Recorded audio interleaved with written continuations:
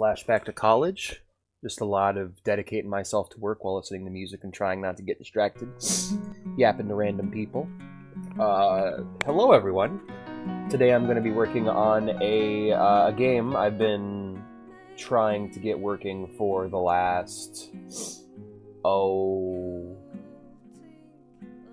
10 years now. It was around 2025 I got into it. When I got into the Fallout series, and I was looking into the discourse specifically about Fallout 4 specifically, I found myself fascinated by the kind of games that Fallout was inspired by. Things like Dungeons and Dragons, Pathfinder, GURPS, tabletop role-playing games were something I was very fascinated by. Hello there, Mr. Ghost. And thus, I got into Dungeons and Dragons 5th edition specifically. And it has been an interesting trip over the last 5 years, learning how to play D&D 5th edition and dabbling in other tabletop systems such as Warhammer Fantasy, Warhammer Fantasy, Cyberpunk, and otherwise. But the whole time, in the back of my head, I have been thinking about one thing and one thing only, and that's Fallout Michigan. I actually started my very first campaign I ever tried to do was my Fallout Michigan campaign. However, I had no idea what I was doing, and unlike most of the time where a DM can fake it till they make it, I lacked the skill to do so, and any attempt to do that campaign, I attempted it twice, and it only lasted a single session each time. Since then, I have done, I think, at least 100 D&D sessions over the years. Weekly, bi-weekly, I've always been either playing or DMing 5th edition, mostly DMing, and so I've gotten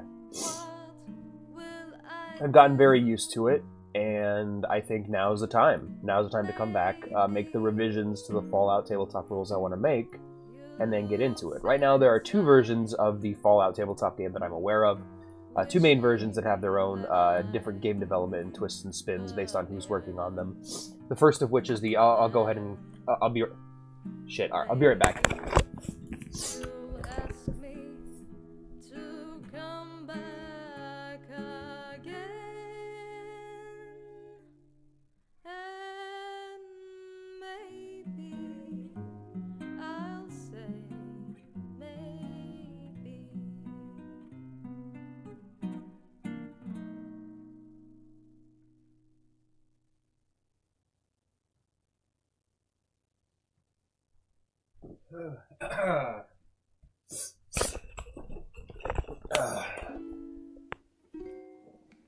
The first of which would be the Fallout pen and paper role-playing game made by, I believe, fans, based off of the original Fallout pen and paper role game that was created internally at Black Isle Studios when they were making Fallout.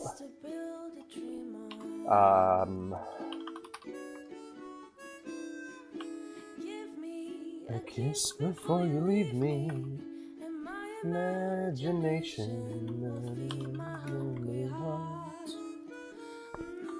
Give me one thing before you start.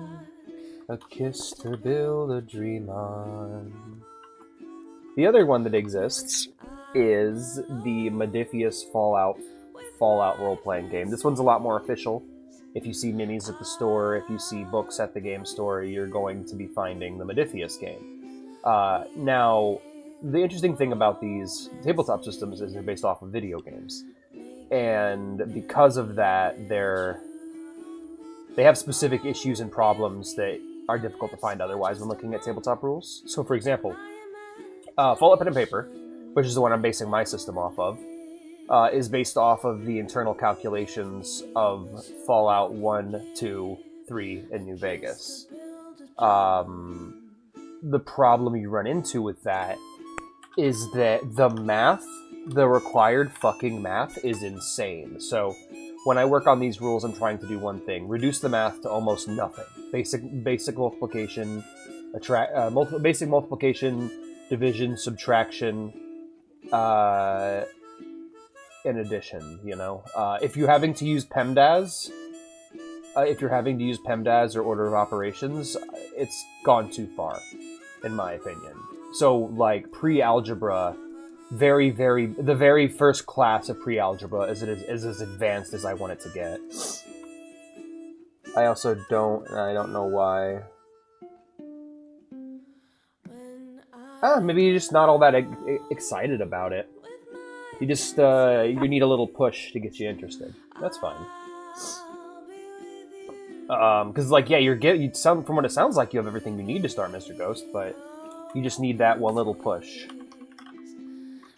Madness is a lot like gravity. All it takes is a little push. But,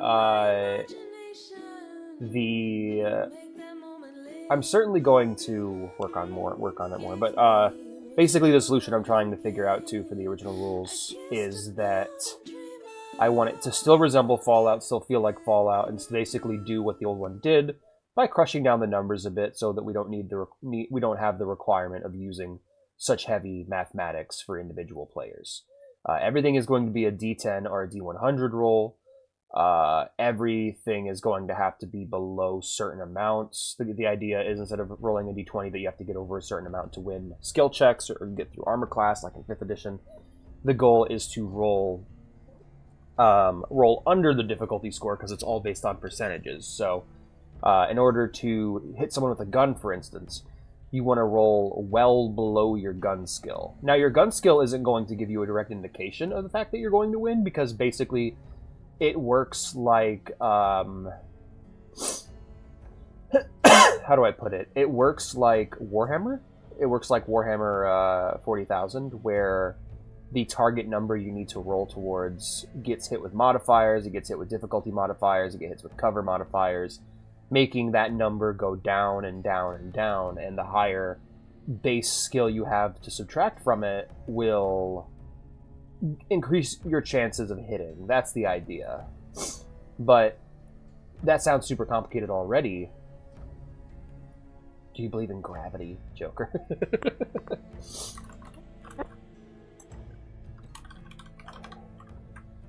However, I'm trying to trim it down a bit, make it less complicated, a bit less intimidating. I'm getting a lot of help from a friend of the channel, Casually Vintage, great streamer. I'm actually just going to go ahead and pin his info in the chat so you guys can go ahead and follow him. He does good stuff. He's a fellow streamer that I've rated in the past and that is now a consistent viewer. So I do recommend that you guys check out his channel.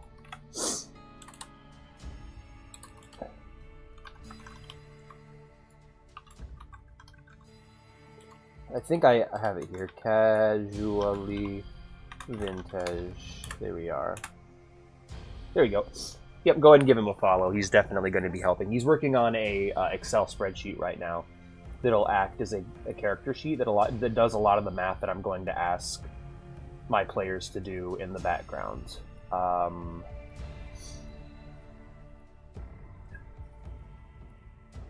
But yeah, so my goal, ever since I started playing tabletop games, this was my goal. Making my own unique version of the Fallout setting set in my home state of Michigan, set as a sequel to whatever the latest Fallout game would be. At the time, it was Fallout 4, and as of now, it's Fallout 4.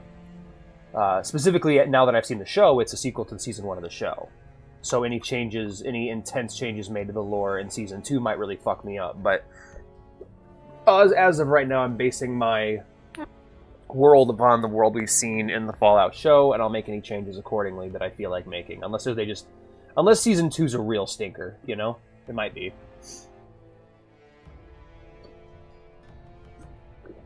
But, yeah.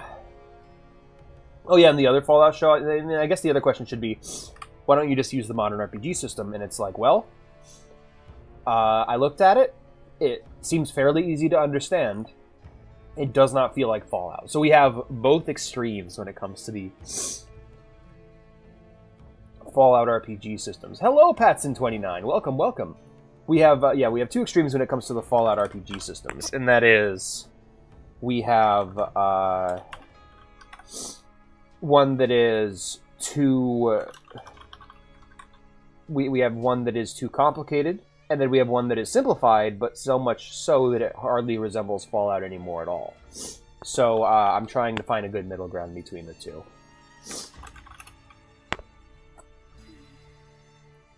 3, 4, 5, 6.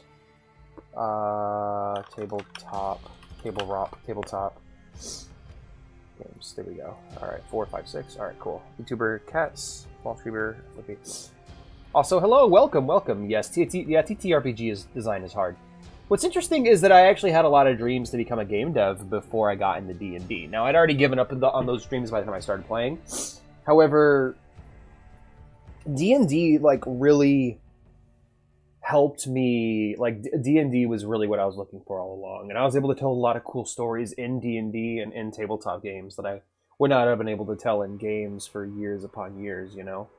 See, I was brought up during a very cinematic era of video games, so the whole indie thing never really appealed to me at the time, because even if I was to get an indie dev, the only kind of games I could make would be very simple and arcadey. I'll be right back. Let's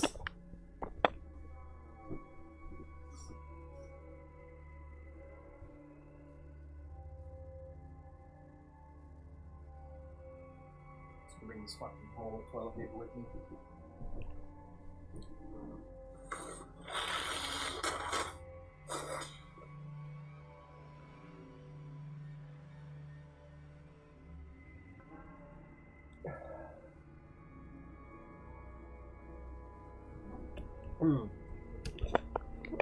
What's that, Ghost?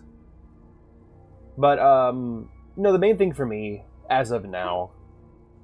But yeah, basically I learned that I could just make games without having to learn how to code or use any sort of,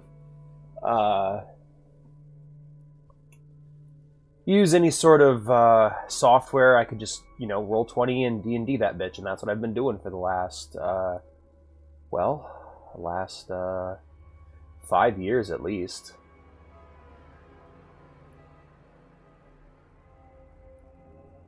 Yeah, it's been an interesting 5 years. I'll say that much. A lot of the things learned, a lot of mistakes made. My first few D&D campaigns were disastrous. My third of which was so disastrous that it almost traumatized me away from ever playing tabletop games again. Let's just say having a group of 6 or more people who you've been playing with and friendly with during a time of very low mental health suddenly come out as a group to tell you you're a piece of shit and accuse you of a bunch of stuff that you didn't do because the DM's an insecure bitch out of nowhere. That can have a fucking effect on you, man. But that sounds really cool, Ghost. But yeah, here we are. My 5th edition. I've kind of decided I wanted to take a break from D&D, specifically not because of any rules or mechanics, but because I don't know the setting, and the parts of the setting that I have love for, like Ravenloft and the Underdark, are such a small part of the overall setting, and I can't really get excited. Like, if you can basically, the people who've been here for a while know that if they ask me a single question about Fallout lore, or 40k lore, or Cyberpunk lore, I can just go on and yep. I just have a fundamental knowledge of those settings that I do not have with the Forgotten Realms. And so I decided to take a bit of a break. Take a break from the Forgotten Realms and work on something that I am passionate for. And try to use that passion to make something new. And here we are. I have not seen that yet. I'm actually not that familiar with Fujimoto's work. People love Chainsaw Man. Like, it's, I don't want to say, like, it reminds me of when, My Hero Academia came out, and people were like, oh my god, I've been waiting so long for something like this. And it's like, yeah, good for you, man. I haven't seen it, so I don't have an opinion. Some people that I really hated really loved it and were very loud about how much they loved it in my server. So I kind of ignored it for a while, but I like you, and so I've been tempted to watch it. But yeah, since 2020, or sorry, since 2015, which is when I started working on my first Fallout campaign, set in Michigan, of course, I have played every game in the Fallout series to completion, save for Fallout Tactics and Fallout Brotherhood of Steel. I know the lore and the story pretty well. I don't know dates, because who cares about numbers? That's never been my thing. Even in history class, when I was getting straight A's, I couldn't remember fucking numbers, because I care less about the numbers that people apply to years abstractly or inconsequently, and I care a lot more about the people and the stories being told in that world. So I also just can't fucking remember them, and people that can remember them can be real cunty about it, so I get a bit cunty about it. You know how it be. You know how it is. But, yeah, so I am now resuming. Since then, I've played every Fallout game. I've traveled the country and traveled my own state quite a bit more, to the point where I can understand a lot more about the world and the setting. I realized kind of the do's and don'ts of Fallout, about how it's a fantasy world, yes, but it is also... your stories in Fallout should be more about real people with real problems and less about high-concept fantastical stuff. You can have a bit of that in there, but it should mostly be about real people solving real problems. I find the older classic games, specifically 1, 2, New Vegas, to be far more appealing, personally. 9! Hey, Ghost. Yeah, that's what comes after 8. Alex hates numbers, but I find the older games a lot more personally appealing to me, though I still have a soft spot in my heart for Fallout 3 and 4, and I'm even gaining one from 76. So the idea is that I want to just make something that is very personal to me, that's about something I care about, that acts as a spiritual progression of the series, showing life after the Wastelands, not just doing another flavor of Mad Max. The goal is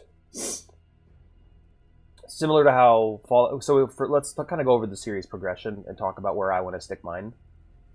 So in Fallout 1 to 2, we went from a wild wasteland to a wasteland that had full communities and cities as well. Like, you had little towns in Fallout 1, but it was mostly untamed and chaotic. In Fallout 2, you have trade empires, trade routes, gangs, all these different factions warring it out in the wasteland. Or not warring it out in the wasteland, but trying to grow alongside each other and running into conflict along the way. It's still grimdark, it's still funny, still Fallout, but it's different, you know, to the point where bottle caps have been completely dropped as currency. Sorry, I got my nose. And then we had Fallout New Vegas, which was about one where these communities have been long-standing.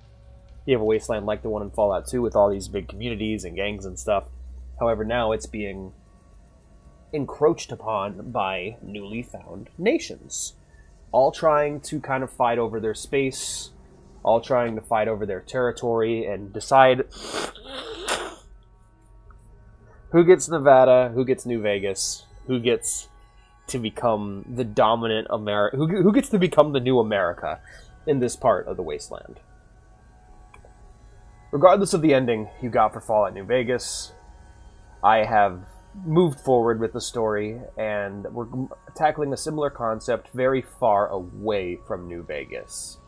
The concept is going to be a conceptual sequel to what a progression of what New Vegas was trying to do, or what New Vegas did with its three major factions. However, its story will have almost no influence from New Vegas. There will be no characters from New Vegas, save for maybe one that will likely be a very small-time character or one of my own creation. It'll be about a wasteland that is on the verge of being tamed. In Michigan, the wasteland, the wild, the Old West has now been tamed. It's been taken over by major factions that are civilizing the wastes. Things like running water, electricity, and telecommunications are now once again common, and we are somewhat returning to the ways of the old world. People who have lived wild, free, terrifying, deadly lives are now being pigeonholed into a very traditional environment. Their freedoms are being taken away for the sake of safeties, and a lot of them have given away their freedom for the sake of safety. However, the people who don't get pigeonholed, who don't fall in love with the idea of the old world, those who still choose to live free, are still there. We have mercenaries, we have merchants, we have people trying to start their own businesses. However, the economic powerhouse of the region is the Great Water Barons. Now, in Michigan, there's only one vault, and that vault is in Grand Rapids. Because of that, one group of people pretty much held all the power after the bombs dropped. Awe. Hey, Ryvon, how's it going? Hey, Foxeltrot. Now, I'll kind of go over the major powers in the region as we push forward. Also, Foxeltrot, great to see you, man. Where you been? How's things? What I'll be doing with this stream is I'll be going over a lot of the lore. And now, reason why I'm okay doing that is because I want to hear your guys' ideas. I want you to come up with stories of your own that you can throw my way that I could use to inspire me. Dying in a corner. Why dying? After we're done going over what I've written down so far for lore and world building, we will then begin to work on the rules. And while I work on the rules, we can kind of yap about the world. I can ask and answer you guys. Sorry, I can answer any questions you guys have about the setting and help to better flesh out the setting. And then, well, yeah, that'll probably be the end of the stream after that. My goal today is to finish getting all of the rules down on paper so that I can then mess with them and tweak them and get them to where I want to be. If you're worried about... It's probably going to be the art slideshow for most of the stream. It's mostly just going to be audio-based, so if you don't want to look at the screen, that's fine. Go do something else, and just treat this like a Discord call that you can type to. We're going to be letting the Fallout music play in the background as we just chill and yap and talk about our ideas.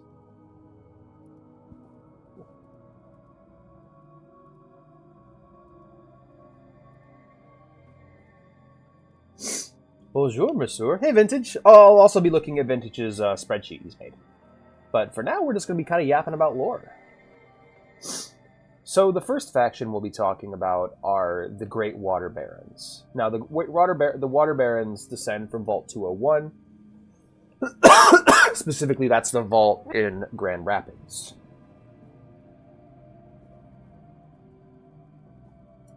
The only vault that Michigan... It's not done, and it's a clusterfuck. Great, so it matches my rules. Excellent. Only vault in Michigan. And, yeah, there wasn't really an experiment. It was just a control vault. So let's talk about the Water Barons. The Water Barons are powerful investors in the water farmers of the Great Lake who control the flow of water throughout the Michigan wasteland. When the people of Vault 201 emerged to greet the wasteland, the snows had freshly fallen, and they stood ready to begin rebuilding their world. Now, not a lot of nukes hit Michigan, so background radiation was a problem. However, they were able to get out a lot earlier than anyone else. This was a difficult task that took many years. However, after generations, their vault did have an experiment, and it's that there's a Gek for every dweller. Every dweller has a Gek. After generation, their Geks were able to help them create drills that would mine the clean water deep from under the ground. The people of Vault 201 had become a prosperous society of water farmers that freely shared their bountiful harvest amongst themselves. Not quite. Because there was no radiation. There was a nuclear winter, however, and it's in Michigan, so this winter is still going. Which we'll get into those consequences here in a bit. I do need to create a mechanic for cold, by the way. I've not done that. The people of Vault 201 had become a prosperous society of water farmers that freely shared their bountiful harvest amongst themselves. This all changed when winter arrived, and the Great Wendigo tribes crossed the frozen Lake Superior and began conquering the great water farmers of the Lower Peninsula. The water farmers had spread themselves far too thin and had lost many of their Geks in the war with the Wendigo tribes. So, a bit of a thing about the Wendigo Nation / Wendigo tribes. I came up with it first. when I wrote about the Wendigo, they were one of the first factions I created, and I created them all the way back in 2015. So I'm not changing the name. Fallout 76 can change the name of their mob. I don't give a shit. Hi, Togepi. How's it going? I don't know. I know it's not what it means, but water farmer makes me think of a guy trying to use a hoe on the lake. Water-based cooking, indeed. How you doing, Togepi? Birthday bestie! Hello! It's my sister's birthday in 2 days, actually. The farmers would retreat into the ruins of Grand Rapids and would formulate a plan. They would give the Wendigo free access to the wells in exchange for their own citizens being allowed to live on the lands. The Wendigo would demand that the farmers operate the wells and only drink water shipped from Grand Rapids. This suited the farmers just fine. The war would end, and the Wendigo would set their sights on territory south of Michigan, while the farmers got their agriculture and infrastructure up and running. Small families of farmers would live near the pipes and wells, raising families while working on them.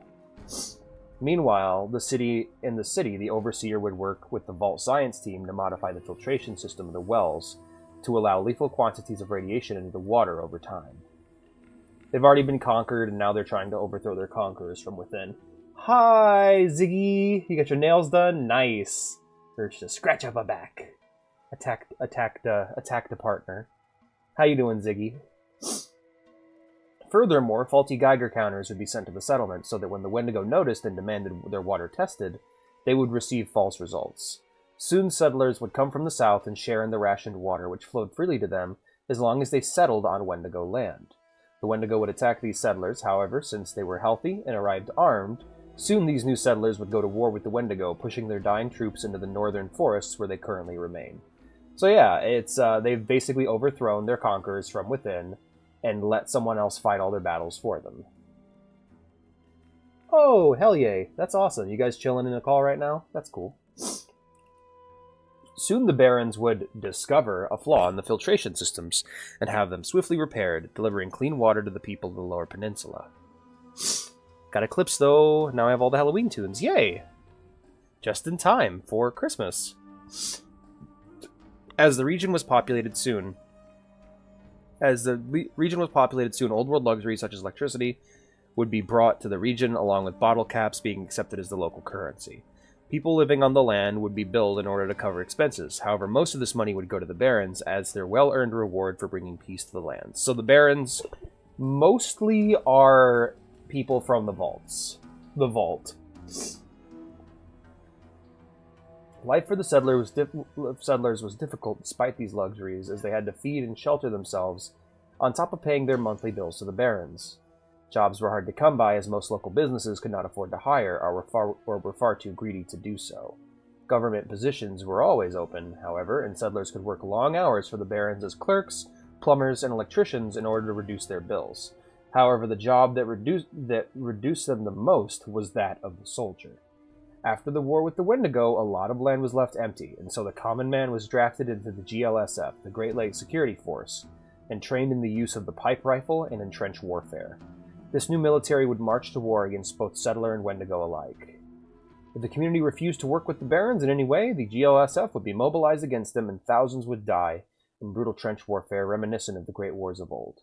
The settlers struggle in the great machine of the Barons in order to one day have the required credit to be allowed into the great city of Grand Rapids, where a great fortress city has been constructed around Vault 201.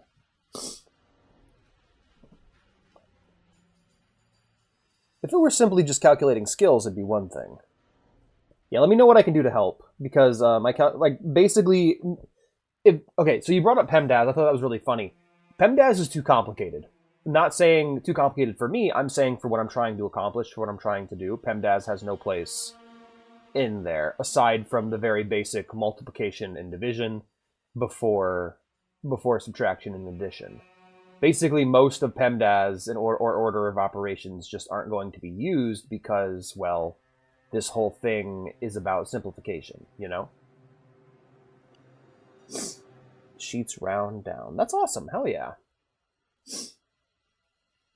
Citizens that enter will find that that all they have sacrificed will be rewarded with the same grind they have spent their whole lives struggling through, resuming their government jobs in the city or shifting from soldier to cop within the city walls. If a citizen can rise high enough in the city, they may even become an investor. These investors are seen throughout the wasteland wearing suits and doing as they please, as they are protected by the city. They will often give jobs to the mercs of the wasteland, pitting them against their business rivals and survivors that refuse to give up their land to the machine. All of this is done with the goal of civilizing the wasteland. This goal has not been accomplished 100 years later. Mm-hmm. Oh, all of your Fallout skills, like, they don't do decimals, so if you have a skill that is 0.5, it should round down. Yep. That's the trouble we're running into. See, I was, like, falling asleep last night, and Vintage sent me a message. He's like, yo, you ever heard of PEMDAS, motherfucker? And I'm like, what the fuck is happening? Yo, Fallout Michigan. Yep, we're doing it. By the way, Obi's going to be one of my players. Here's my thoughts on players seeing what I've written so far. Or hearing what I've written so far. They're not going to be here for the whole stream. Even if they are, I think them knowing a little bit about the setting might actually help them to make their characters and think about who they want to be. But yeah. Next, we just finished talking about the Water Barons. Now we are going to talk about my favorite faction I've designed so far, the Wendigo Nation. My Fallout was thrown under the bus. Poor Obi. You should keep working on that, by the way. Don't give up on your creative struggle, my friend. The Wendigo Nation. In the Upper Peninsula, there were no vaults, only bomb shelters that were made and supplied by local government and private owners. So when the bombs fell, there was no crowding and no competition to get into the vault. The shelters were in their own backyards, and they were fully stocked to last 50 years, so the survivors waited and rationed their food carefully until the day came to reclaim the surface, only to find that they were frozen inside of their shelters. The winter had rolled in, the permafrost had rolled in, there was a thick layer of fucking ice on the ground they couldn't get past. There's no vaults in my area at all. Cool.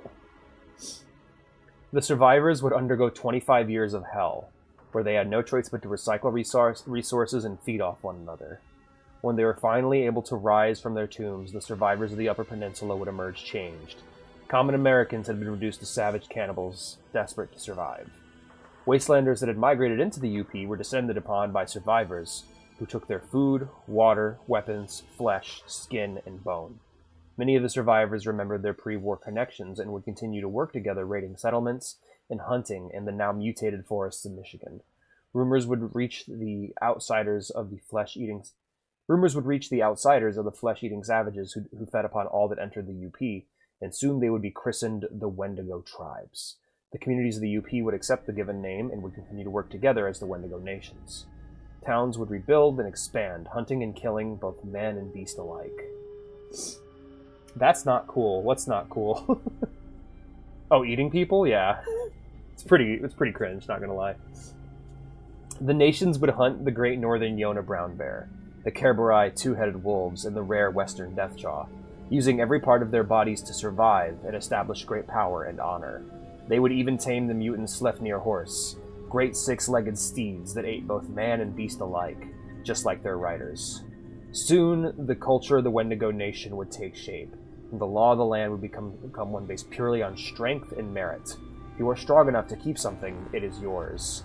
If you give to the community, then the community will give back, and will even help you to keep what is yours. Children would be nurtured and raised by the community, and outsiders that could reliably make offerings would be accepted. Outsiders that can reliably kill or hold off their attacks would be offered a chance to join the tribes if they are willing to partake of the flesh. That there's no vaults in my area. No, what that means is that you gotta be kind of creative and think about... The reason why I think that's cool is because you're able to... It gives you almost a blank slate to work with. You can pull in whoever you want.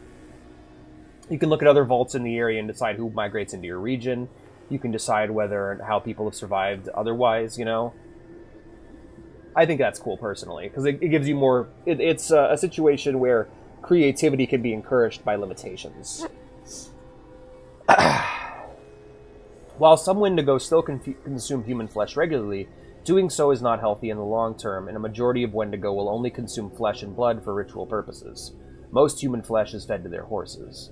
100 years later, a caravan from the south was captured, and among their belongings was a strange device known as a gek. Sadly, it was damaged in the raid, and they were unable to use it. Scouts would march south and discovered that not only were the lands populated, but clean water was widely available. I think 100 years later. I'm just going to write years later, because like 100 is way too much. So I'll just go ahead and make a quick correction there. Boop, boop. Soon the Wendigo's greatest warriors would raid these new lands to the south and take their land and more. Winning this war was easy enough, however the warriors were spread thin, the wells had to be maintained, and the clean water had to be shipped north. The Wendigo lacked infrastructure, and the barons took advantage of this. Over the next 30 years, the Wendigo would regain their lost civilization, living alongside their slaves and drinking their poisoned water. The new generation of Wendigo migrated south and would grow soft upon the land of their lost kindred. One day, they would be met with rifle and bayonet, and across the lower peninsula, Wendigo would be slaughtered in their homes and on the fields of battle. Explosives placed upon the Mackinac Bridge would detonate, sinking the remains of the structure into the Great Lakes. Now the Wendigo nations strengthen their own lands while new generations travel south to conquer their enemies. Northern settlements have been captured by the Wendigo, and they still ship clean water back to their people. The barons are content to let them live as long as they pay their bills. Yeah, so literally it's like, well, you were a conquering army that like nearly killed us all, but now we're all enterprising capitalists, so pay your rent and you can live there and be as evil as you want. What is a Gek? A Gek is a Garden of Eden creation kit. It is a collection of gadgets and gizmos and basically knowledge that can pretty much help you to terraform the wasteland. With what's inside of a Gek, you can take an area that is a desert and turn it into an oasis. Think of it as an oasis in a can. Best way to think about it. What the Gek can and can't do is very ill-defined within the games, so yeah, in my case, it's a thing where during a time where there was no water, no clean water, the barons were able to use it to get copious amounts of clean water and establish a full-blown economy within Michigan. Now, clean water is more abundant, but they basically control all the infrastructure in the land. It's similar to how it is today. Like, basically nowadays, if you wanted to, you could just, like, even where I live, where I gotta pay a water bill, or not a water bill, basically where I gotta pay for places where I live, people have to pay water bills. They can still just get their own water if they had the right devices, but they're willing to pay for it because it's easy. It's the kind of idea that the wasteland has been more civilized in a way, but is still holding on to that. It's camp for true Fallout fake. Kinda, yeah.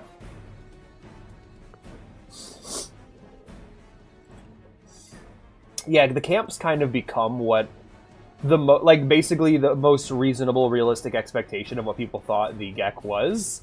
The camp has basically become. The camp is. But the Gek itself is still borderline magical. And so now we're working on my newest faction, or my new favorite faction, the UTF.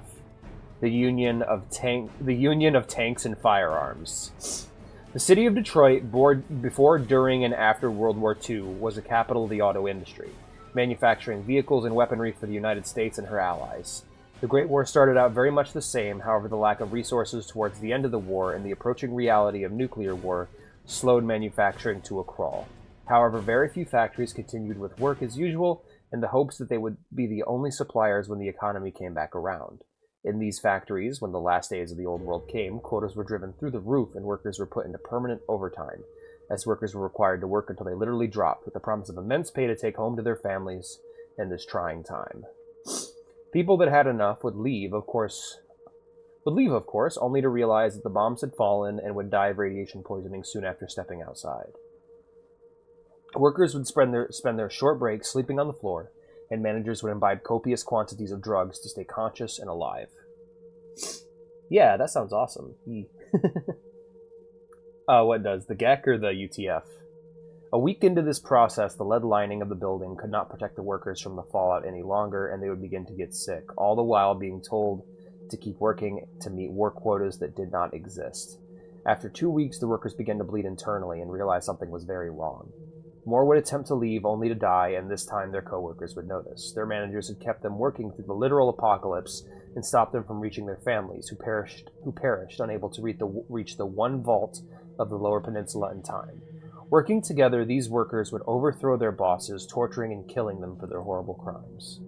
At this point, the workers would stay alive as long as they could, hoping that someone would come help. Their skin would redden and burn, and their ears and noses would fall away as the workers waited to die. Their hunger and thirst would slow to a crawl as they slept for longer and longer. However, something strange happened, and more of them would stand upright and continue their lives. These were some of Michigan's first ghouls, and they would soon discover that they were not alone. They would leave the factories and wander the fallout, finding that there were other workers who had yet to overthrow their ghoulified bosses.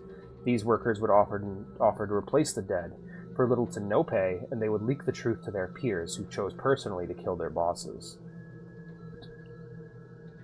This would happen over and over again until there was an army of heavily armed ghoul workers who violently and justly seized the means of producing guns, tanks, vertibirds, and power armor in the wasteland. While they hated their bosses, they knew that when humanity emerged again, they would need what the ghouls could sell them to wage their wars and protect their families. The workers would meet and return to work, but under a new direction. Now every worker would receive an equal share of the profits after upkeep was spent and future projects were voted and agreed upon. This group would take on the name the Union of Tanks and Firearms as a parody of the ATF.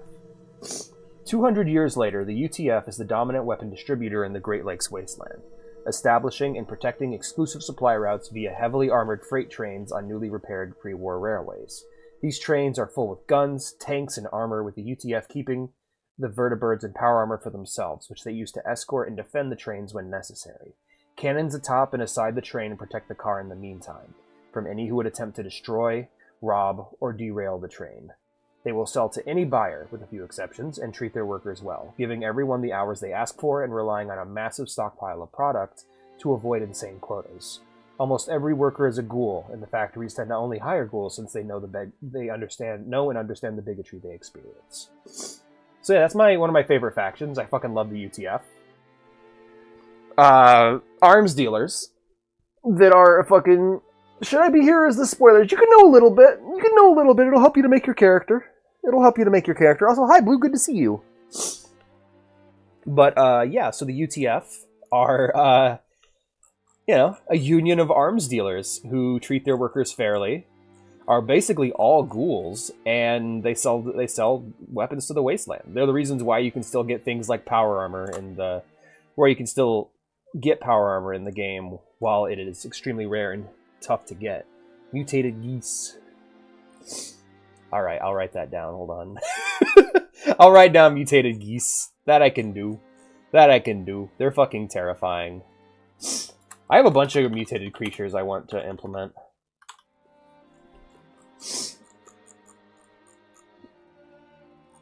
So this is the latest faction I have worked on. Now, this is just what I've written down. I have a bunch of stuff in my brain that I still need to write down. Detroit is so this is the Piston Punks. Mutated geese, this game's Deathclaw or dragons. That would be the Western Deathjaw. Is this on a doc so others can read without having to figure out the timestamp? You said the lore? No. It is on a doc, but the doc's for me. The reason I'm doing this is because I don't want players to just read ahead and spoil everything for themselves.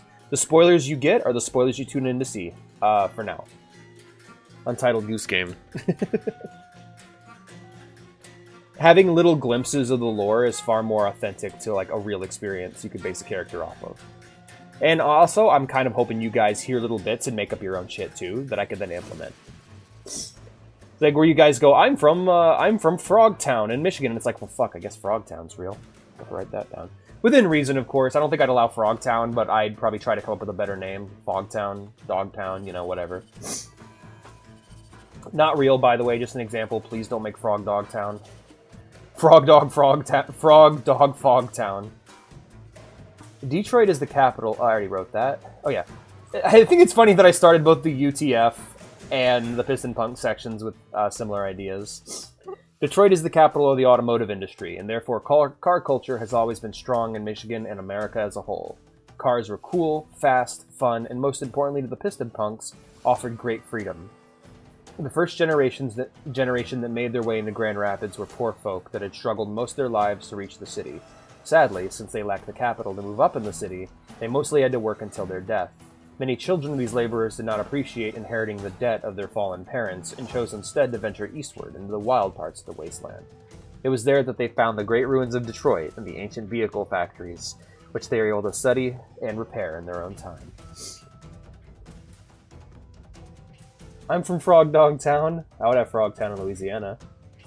Frog Town in Louisiana makes fucking sense. In Michigan, not so much. I'm from Frog Dog Town!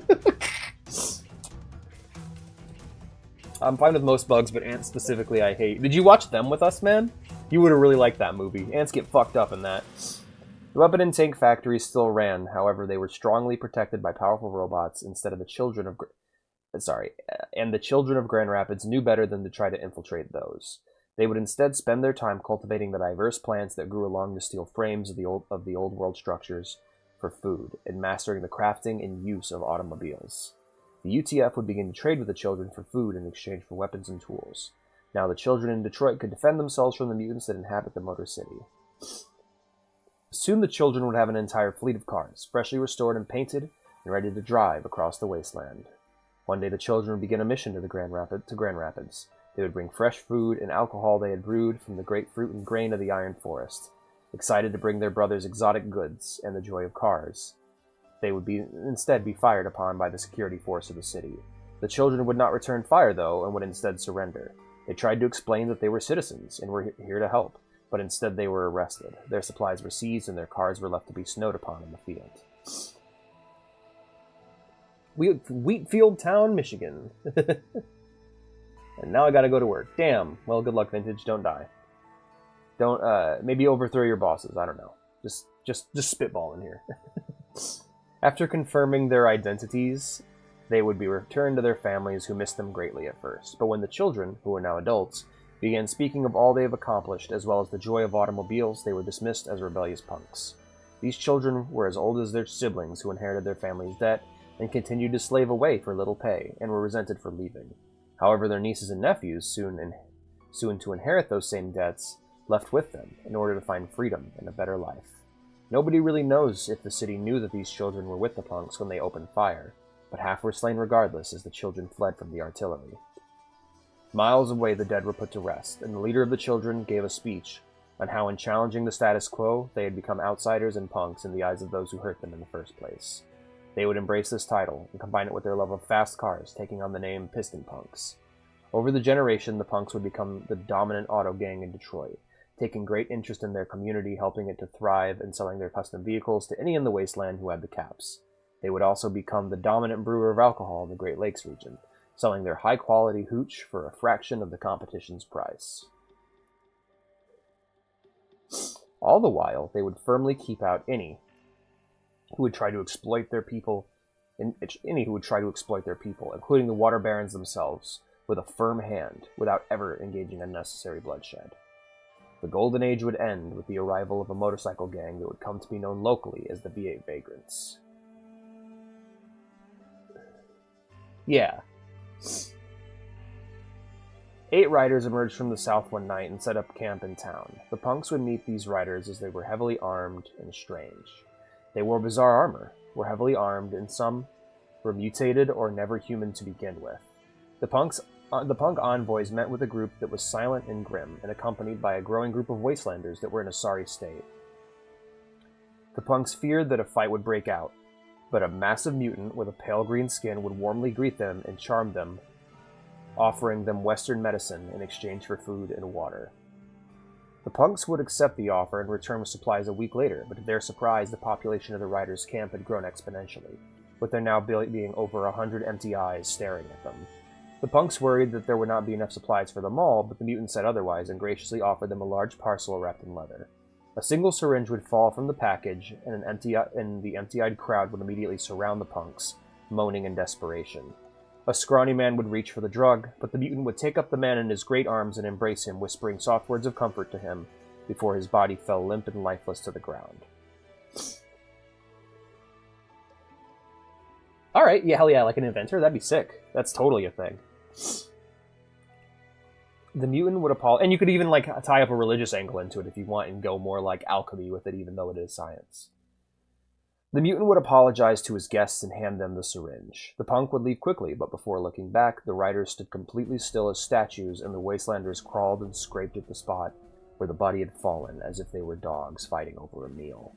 The mutant stood smiling and watching the envoys with black eyes. This meeting would serve as a great omen for the war to come. Because of course it's Texas. Hell yeah, we're doing a Texas-based Fallout game this week on Friday. Brotherhood of Steel's in Texas, so that's what we're gonna. That might be worth watching just to pick up some lore, you know. Balls energy. Write that down. In the coming months, crime rates in Detroit would skyrocket thanks to the introduction of hard drugs into the community. Addiction was at an all-time high, and the punks attempted to lock up the addicts, forcing them to go clean and releasing them back into the streets. But they would almost always relapse. Meanwhile, the grandson of a founding punk by the name of Wilson had formed a strong friendship with the Riders, who would host open parties every week where anyone could come in to partake of food, water, and alcohol and chems free of charge. The goal of this was to create addicts. Wilson was an outcast among his peers, as he had undiagnosed mental illness that stunted his interactions with the very aggressive, stylish, and charismatic punks. Wilson would sit among the Riders every week in silence, eating the food and drinking the water offered to him. Writes down Balls energy. He preferred the company of the Riders, who had no expectations of him socially. One day, the mutant father Samael would offer the boy the drug psycho.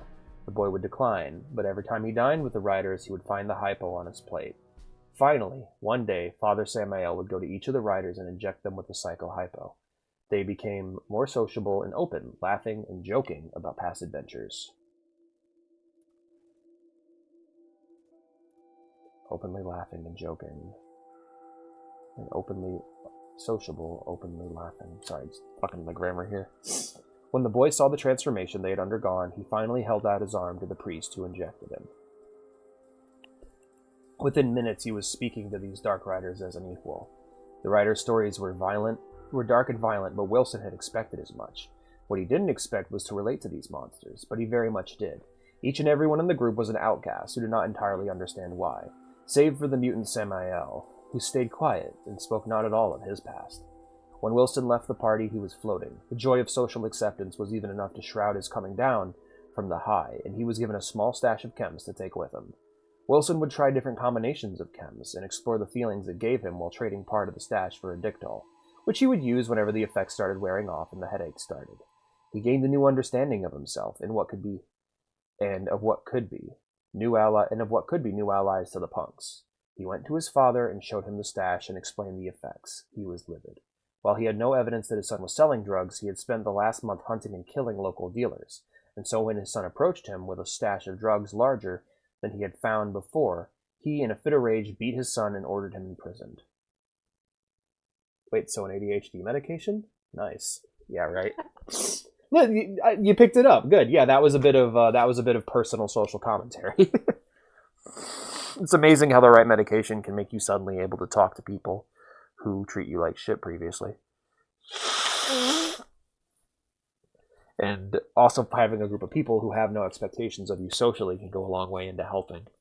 I'm glad you caught that.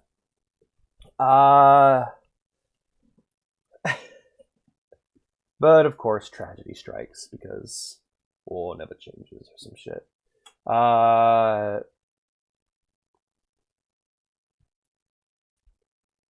By the way, this is all backstory. None of this is events that will transpire. These are all things that have already happened within the Wasteland that if your character grew up in the Wasteland, they might already know. So it works out that way. This is basically food for your backstory, in a way. Now, of course, this is like 100 years in the past, so it's a good thing that we do. Yeah, right? The other high-ranking punks were even more bloodthirsty than their leader and demanded terrible punishment for Wilson, who was given one chance to speak in his defense, but due to his horrible terror was nonverbal and was sentenced to death by burning at the stake. There was no announcement, as they didn't want to risk his Rider allies rescuing him. On the day of the next Rider feast, Wilson would be burned alive in the center of Detroit. At first the punks cheered, but as the burning went on and they would fall silent as Wilson begged for mercy, eventually a single shot would ring out as Wilson's father would shoot his son before turning the barrel on himself. The punks were now leaderless and feared by their own community. The Riders would receive news of the execution and did something they hadn't done in a long time. They would ride for revenge. They would attack the community, slaughtering all that crossed their path. Samael would take his empty-eyed followers, however, and would leave uninterested in a war motivated by anything but violent urges. The punks would clash with the veteran riders and would eventually achieve a Pyrrhic victory against the riders, who killed more than half their numbers until the head rider would get shot in the gut and had to retreat. Wilson's pyre, no, I mean pyre, not pier, would become a memorial for both the riders and the punks, and would be left untouched. The punks have tripled down on their anti-chem policy and will kill any that sell or possess chems on site. They continue to war with the riders, now known as the V8 Vagrants. And that's where I'm at so far. I have a lot of ideas. I even have some quests written out. I have a bunch of monsters, such as Kerberai, Daddy Longlegs, Deathjaws, Earthworms, flies, four-winged vultures, giant lamprey, moths, mutated geese, Slefnir, sturgeon crab hybrids, giant ticks, giant yellow jackets, and Yona.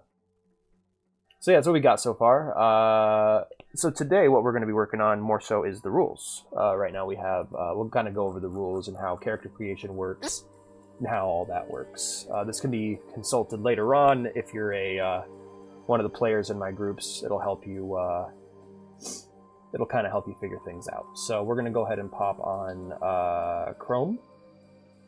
Boop. Now you guys should be able to see my screen. Yippee. Welcome to class, everyone. Hello, hello. I hope you all have your notes ready.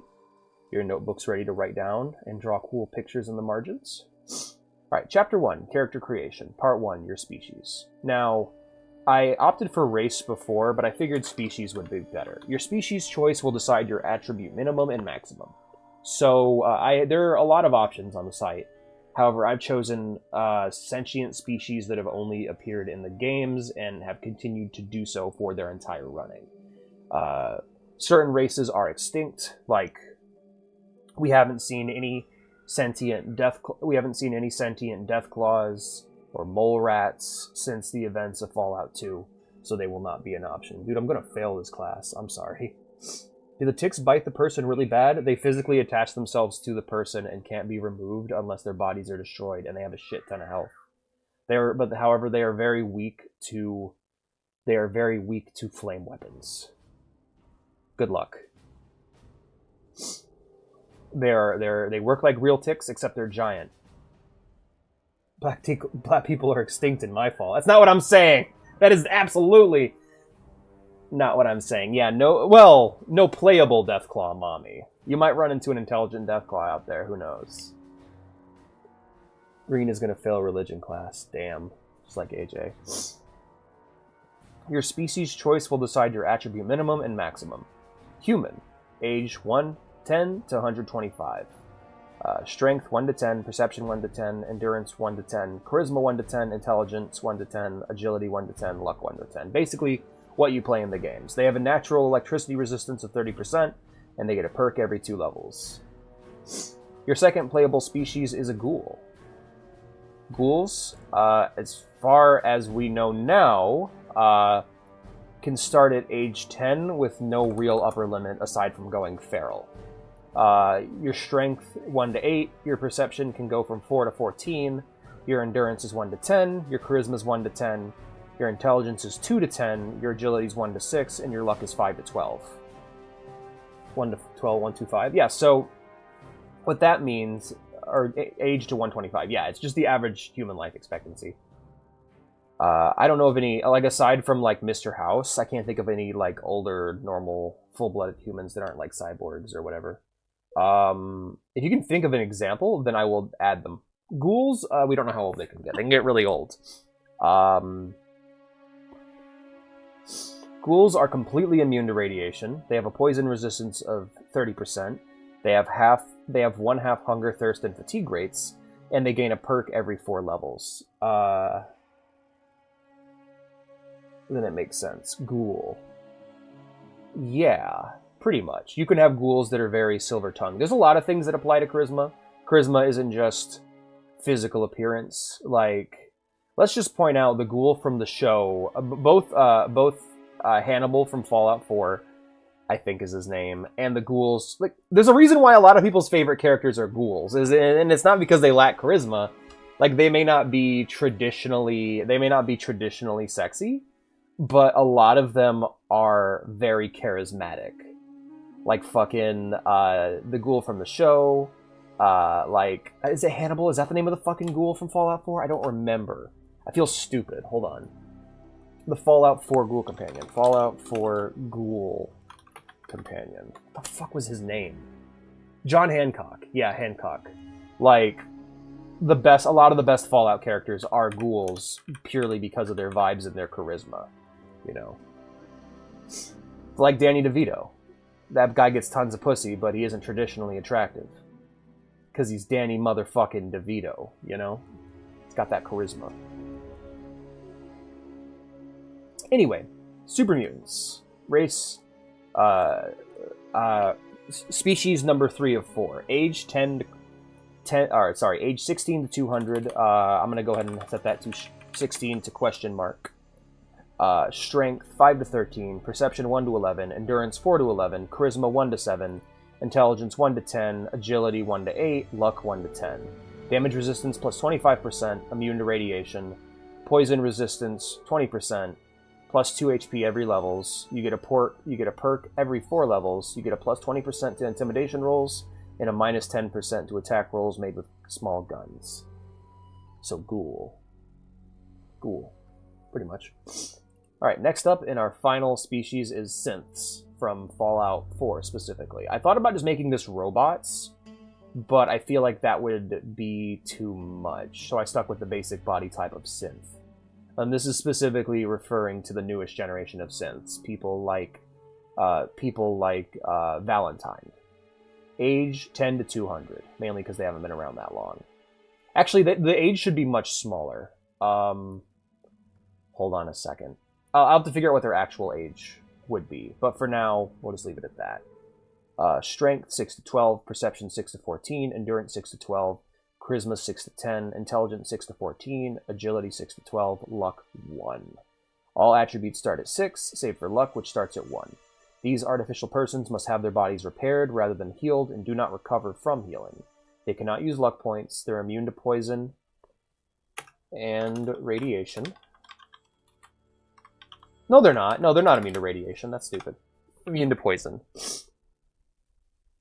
I got my being autistic. I love the Sims-ass music from Fallout 3. It's Tranquility Lane. And they don't get any perks at all. So have fun with that.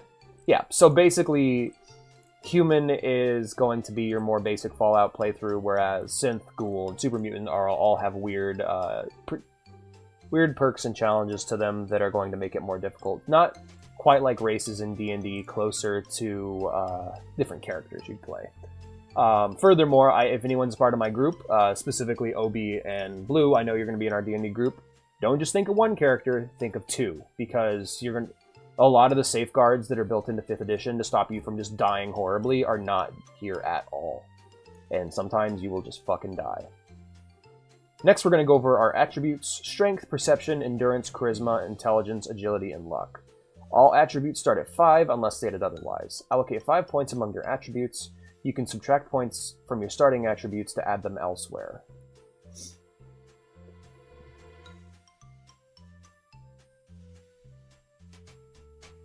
Okay. That's a good point. You mean for ghouls, right, Obi? Strength is your character's physical power and governs your HP, unarmed, athletics, big guns, melee weapons, and carry weight. Perception is your ability to see, hear, feel, and remember things. It governs your big guns, detection, energy weapons, explosives, investigate, lockpick, pilot, repair, small guns, and traps. I'm gonna go ahead and I don't think traps is a skill. Hold on a second. I do. Okay, traps is still a skill. Okay, just making sure. Are traps a skill? Endurance is your ability to resist hazards. It governs your HP, resistances, and survival. Luck is the invisible force governing the success of our actions. It governs your gambling and allows you to reroll failed skill checks and attack rolls. You gain 1 luck point per 2 luck. Luck points can be used to reroll any failed checks and can be used to force enemies to reroll successful checks. You regain 1 luck point per 2 hours of rest. I'm going to go ahead and say... I'm just going to say you regain all luck points when...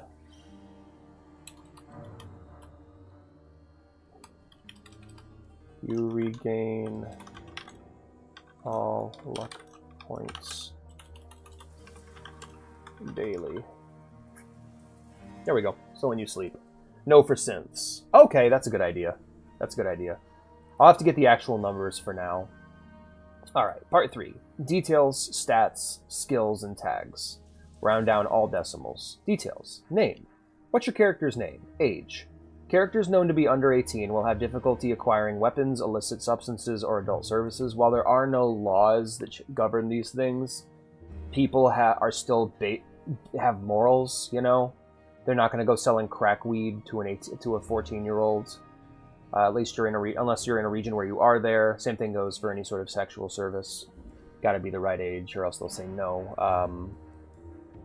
Race. Your race in a world of monsters and robots. Old bigotry is mostly faded. Yep. So, black, white, Asian, whatever you want to be, whoever you want to be. Fallout world, don't give a shit. Your species. People of the Wasteland have special advantages and disadvantages that those of the old world could never imagine, but mutants and non-humans are victims of extreme prejudice. What's crackweed? I just made it up. No, actually that's true. That's a thing. It's called angel dust. Basically, you sprinkle a bit of crack in your weed when you smoke it. Anyway, gender. Your gender identity. Sexuality. Your sexuality. This will affect the success of seduction checks. So rather than having it tied to perks, like in Fallout New Vegas, where you have to level into being gay, you can just be gay from level 1. And depending on what your sexuality is, it'll give you bonuses or lacks of bonuses based on your sexuality. If you're a girl and if you're playing as a lady, and the dude you are trying to seduce just isn't into women, you're gonna have a hard fucking time seducing them. Damn near impossible, actually. Karma. How good or bad are you? Mark this with a number from negative 100 to 100, with positive values representing good and negative representing evil. The DM will change this based on your actions throughout the campaign. So as a new player, you can set yourself anywhere on the spectrum. How evil or good do you want to be? Do you want to just have it be, if you don't have any thoughts on morality at all, why don't you just set it at 0 and see how your actions shift the meter? New drug in your Fallout? Nah, not quite. I do gotta think of some new drugs though. HP. Now we're getting into the stats. So all of these come out to simple math equations that you guys can see on screen now. Your HP is 15 plus your strength plus your endurance multiplied by 2. I can see why Vintage was having trouble with this right now. Yes. So you know what? Trying to think about how I wanted to do this. Because yeah, he's right. This is weird. Endurance multiplied by 2. So should your let me actually get a good look and see what was originally listed on the old Fallout website, because this is what I've been adapting. All this here might have screwed up my adaptation here. All right, let's take a look at character creation statistics. There we go. Hit points. So characters gains more maximum hit points for... Okay. Base number of hit points is 15 plus strength. 2 times endurance plus your strength plus 15. So that's the original formula. So let's see. So I remember Vintage last night gave me a little demo equation I had to do that I had trouble solving. Because I'm not a big math person. 15 plus 5 plus 5 times 2 times 3. So yeah, strength 5 and endurance 5 will give you 30 HP. Let's go ahead and pull up a calculator real quick and figure this out. Calculator. So, let's do both equations and see what the different results are. We'll replace strength and endurance with 5. So that would be 15 plus 5 plus 2 times 5. 2 times 5. That comes out to 30. Alright, so it's the same exact result. So it doesn't matter. Cool, it's fine. Numbers are cool that way. They always work the same. Alright, well that problem's been solved. We'll go ahead and hop on back to the main menu here, and back to my rules. How alive or dead are you? When this reaches 0, you'll be downed, and you will need to make a 1d10 endurance check every turn until you fail and die or are revived by a party member. So yeah, there's no reviving yourself. You're just down, and you just, every second, you got to try and hold on to life best you can. Endurance checks are pretty easy, 1d10 endurance checks, because let's say you have 5 endurance. All you need to do is roll a d10 under 5. As long as you can roll under 5, you'll be fine. There's no stabilization, though. Someone else has to step in. Torso HP. This is how much health your torso has. 50% of your health. So if you were 30, you'd only have 15 HP for your torso. How strong is your torso? If your torso HP is reduced to 0, you will suffer internal bleeding. This can be fixed by a doctor or a successful medicine check with a doctor's bag. I believe I changed medicine to first aid. Let's check real quick. Nope, it's all medicine now. So, yep, medicine check. Good. Good. Okay. If your torso HP is reduced to the negative equivalent of your torso HP, you will be downed. Yeah, so if you get 30 damage done to center mass, you just drop. Pretty simple. Left or right arm HP, 12% of your HP. How strong are your arms? If your arm HP is reduced to 0, it will break and you will suffer 25% to any action taken with those arms. If your arm HP is reduced to the negative equivalent of your arm HP, you will lose the arm and must find a replacement. Also, you'll bleed a lot, but we'll get to that later. Left and right leg, 13% of your HP. How strong are your legs? If your leg HP is reduced to 0, it will break and you will suffer 25% to any action taken with those legs. It will also cost 2 times AP to move. If both legs are broken, this will increase your cost to 3 AP. This will increase to 3 times AP cost. If your leg HP is reduced to the negative equivalent of your leg HP, you will lose the leg and must find a replacement. Head HP, 10% of HP. How strong is your head? If your head HP is reduced to 0, you will get a concussion, making it so the character will have negative 25% to all perception-based checks. This can be fixed by a doctor or a successful medicine check with your doctor's bag. If your head HP is reduced to the negative equivalent of your head HP, you will lose your head and must find a replacement. I'm just kidding, you'll die instantly. That'd be funny though, right? Groin HP, 5% of HP. How strong is your groin? If your groin HP is reduced to 0, you will hurt a lot and bleed profusely. You will lose 2d10 HP per turn, unless the bleeding is stopped with a medicine check made against the amount of HP lost so far, and will have to make an endurance saving throw or you lose your turn. If your groin HP is reduced to the negative equivalent of your groin HP, you will lose the organ completely and will be down instantly. Replacements exist, but are very rare in the post-apocalypse. I like this one. Damn it, lost my head again. Throat HP, 5% of HP. How strong is your throat? If your throat HP is reduced to 0, you will begin to bleed. Shoot the death claw into pussy. Oh no. You will begin to bleed externally. You will lose 3d10 HP per turn unless the bleeding is stopped with a medicine check made against the amount of HP lost so far, and will have to make an endurance saving throw or lose your turn. If your throat HP is reduced to the negative equivalent of your throat HP, you will be decapitated, and you will have to die instantly. You will have to die instantly. Why did I word it like that? You're just a eunuch at that point. You don't have to be fair, you don't have to replace your groin. You can just let it heal, and you'll basically be a eunuch. I think at that point, I would leave it up to the player's discretion, where it's like, hey, do you want me to change your stats based on what we know about eunuchs and the effects of removal of genitals, or do you want to just be yourself without a dick? And then it's up to you. Eye HP, 5% of HP. How strong are your eyes? If your eye HP is reduced to 0, you will go blind. I don't give a fuck if I go blind. Don't need to see the price tag anyway. This can be fixed by a doctor or a successful medicine check with a doctor's bag. If your eye HP is reduced to the negative equivalent of your eye HP, you will lose the eye and must find a replacement. A critical hit to the eyes will result to an instant down. If the player calls out a specific limb, subtract the below stated percentage from their attack roll. If they do not roll on the table and apply the attack, if they do not roll on the table and apply their attack to the limb. So this is basically our VAT solution. If you're playing, you go, hey, I want to shoot the death jaw. It's like, all right, well, we're gonna go ahead and just roll on this die, and I'll tell you what you hit. So you roll between 1 and 100, and it can get us anywhere from torso to eyes. The harder the body part is to hit, the less likely you are to roll on it. If you don't call out a specific area.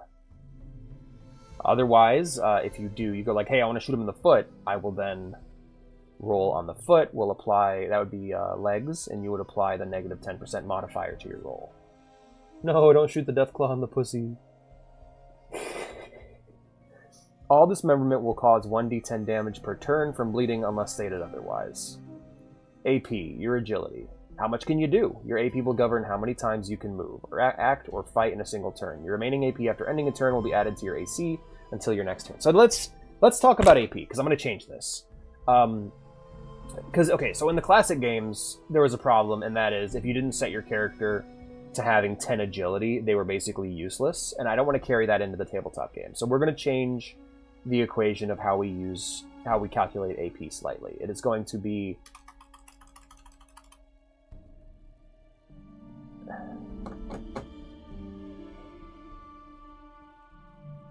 5 plus 50% of your agility. So no matter what, you will have at least 6 agility points. So it'll instead of it going 1 to 10, it'll go 5 to 10. It's a little bit of a safeguard to allow players to make characters that are better action points. Yes, exactly like in Fallout 1 and 2. Problem is, I don't want a new player who just shows up to get a gun they're really excited to use and then be told they can't use it because they literally don't have the action points. How much can you do? Your AP will govern how many times you can move, act, or fight in a single turn. Your remaining AP after ending a turn will be added to your AC until your next turn. AC, which is, in this case, just your agility until you get armor. How good are you at avoiding tax? How good are you at avoiding tax? Like, this is your tax evasion skill, damn it. How good are you at avoiding attacks? The AC will be subtracted from hit chance, and your remaining AP after ending a turn will be added to your AC. I just typed 1/2. Yeah, so just... yeah, like that. 1/2 and then space. Radiation. How radiated are you? This starts at 0 and goes all the way up to 1,000 with each stage having effects. Yep, so once again, this is just straight up from Fallout New Vegas, by the way. I don't want to fuck with special skills that much, but if we can get the document working fine, I don't care who the Brotherhood of Steel sends. I'm not paying my taxes. I don't care who the NCR sends. I'm not paying taxes. 1/2. It only works on Google Docs. Yep. -1 to special. So we're going to probably be ignoring the negative to special. But these percentages will hit hard. Hunger. How hungry are you? This starts at 0 and goes all the way up to 100 with each stage having effects. So we have our starvation skills from Fallout. What I did is I removed the 0 from the end to have smaller numbers to mess with. I might do the same thing. Damn it. We are not the same. That's Daniel in the cooler Daniel right there in Restream chat. Phones just have it. Damn. Phones 1, computers 0. How hungry are you? I love how 100 is just death. But yeah, these fuck your stats really bad.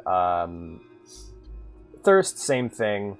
I might actually change these and work on these myself because I don't... like, again, the thing is, since we're plugging these skills... since we're plugging these numbers into... since we're plugging our special into our attributes, I don't want to fuck with the special too much. So anything that I could use to offset that, that would be better. So I'm going to actually go through and change these tables. Sequence. Perception times 2 plus agility. Who goes first? Highest sequence goes first, of course. If two characters have the same sequence, have them roll off against each other. So yeah, pretty much no rolling for initiative. You have an initiative score. And if you have the same initiative score as somebody else, you just do a quick little d6 roll off against each other. Damn. Way to flex, Blue. Detection. How well can you see what's hidden? Perception times 8.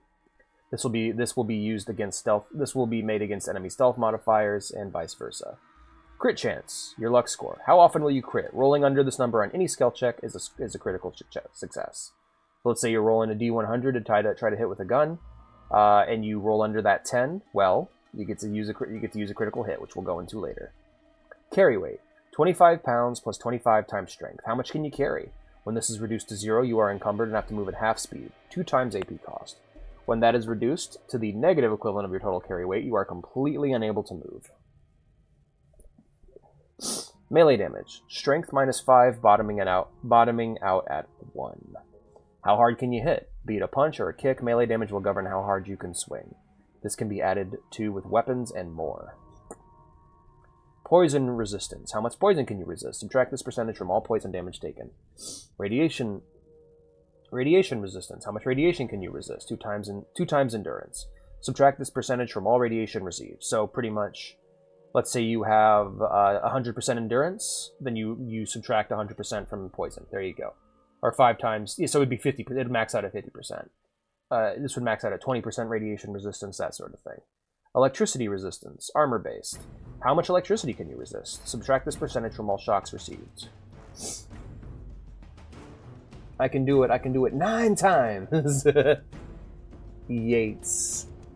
Yathrius.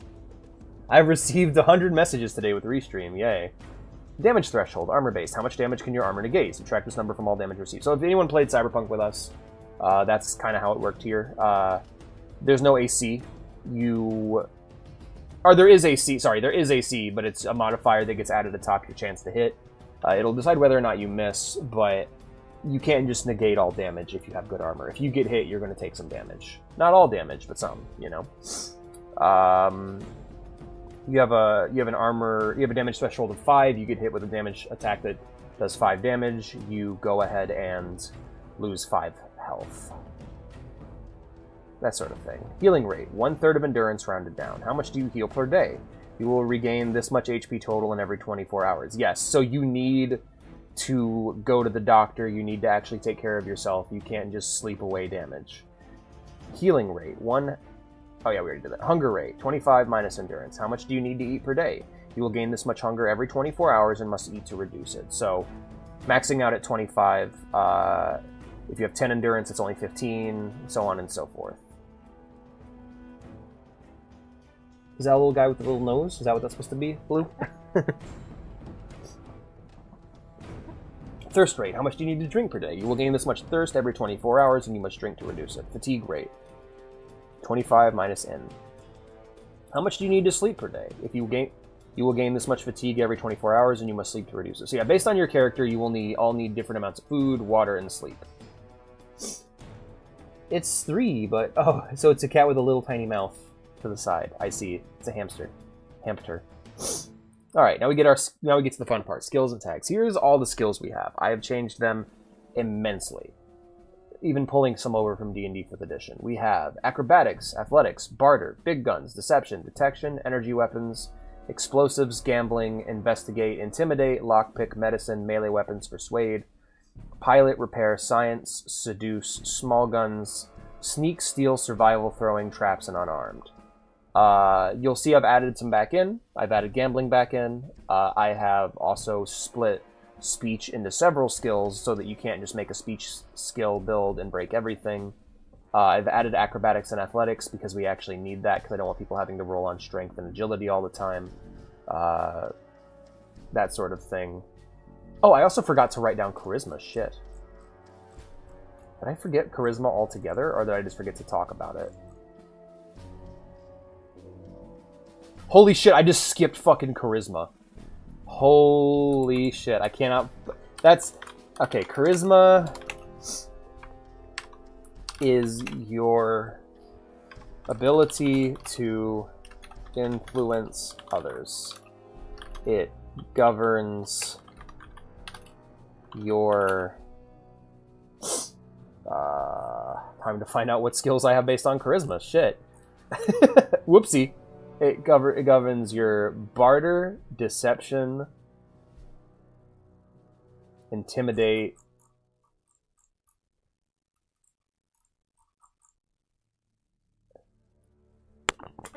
barter, deception, whoopsie, intimidate,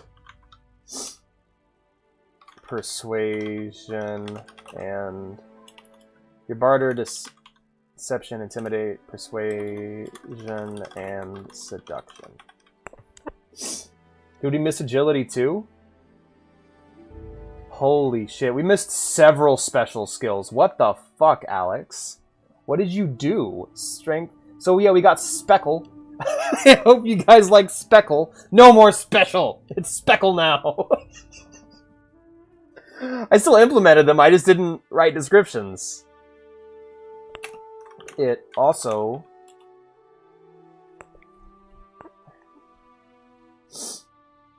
governs how many companions you can have. So you can get pets, you can make friends in the wasteland that travel with you.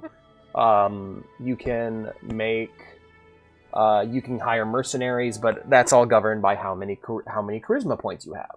So you guys could basically be a small army at max. You could have 10 at max. You could have 5 companions per party member.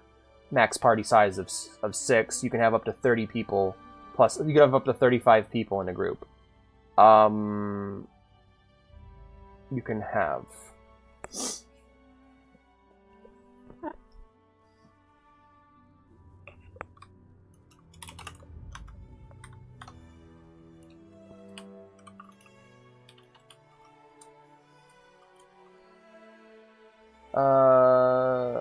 charisma divided by 2.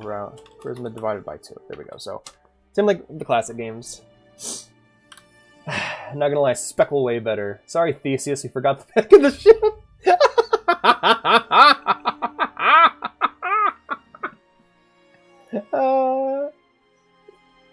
There's a hole in the ship. We forgot to place a board there. We totally missed out agility. All right. Agility is your ability to move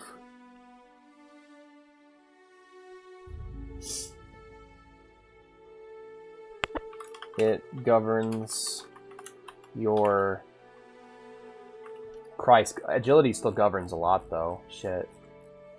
Okay, we got acrobatics.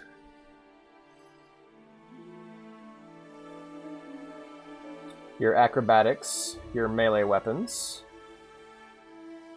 your small guns, your sneak, your steal, and your throwing. I'm not going to remember that. Shit. Okay, we'll just do it the slow way then.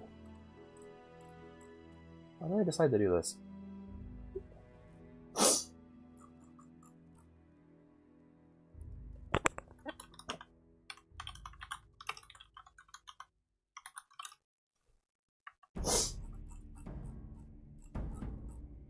Acrobatics, athletics.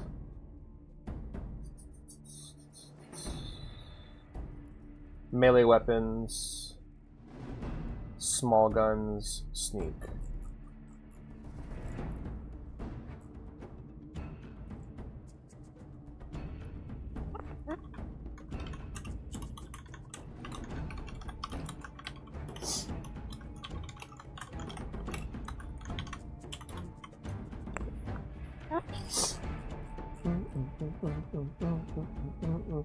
Sneak, steal, and sneak, steal, throwing. Jesus, agility is important. Wow. What have I done? Sneak, steal, throwing, AP, armor, class, and action points. Governs in Fallout? No siree. It's okay, now agility. We forgot intelligence, damn it. Okay. Intelligence is how smart you are. Written by intelligence guide written by man with low intelligence. It governs your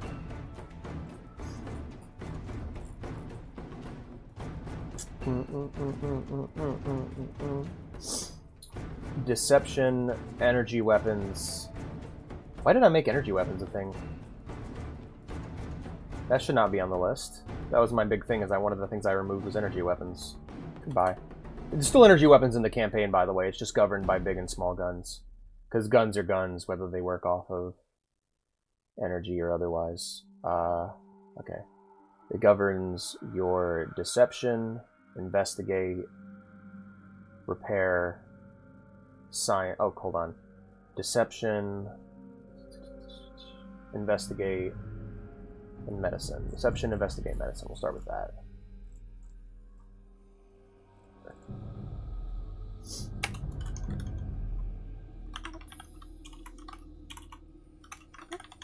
Investigate, medicine. How to get games, written by GameStop. How to get women, written by a guy with no game. Damn.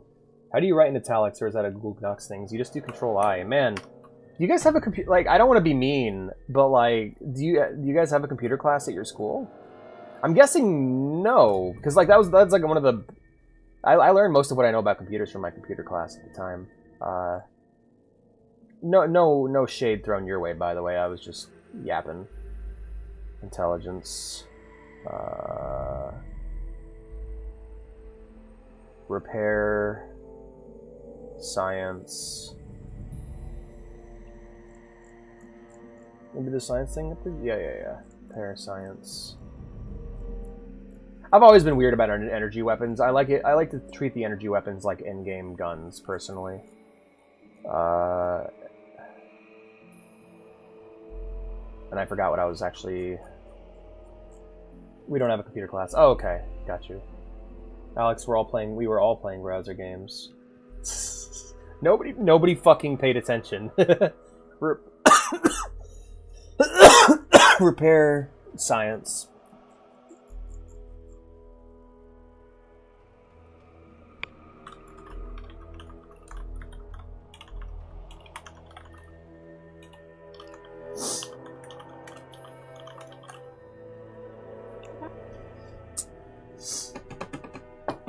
And skill points, which we will get into later. How intelligent you are actually affects how much skill points you gain per level. Oh, no, you wake the fuck up. Stop doing that. Okay, that's all of special. All of specials here. I don't know why I was missing that. That's a super S-P-E-C-I-A-L. There we go. Cool. I should have done A-slips just to fuck with people. Ah, okay. I'm studious. I'm one of the wees, Blue.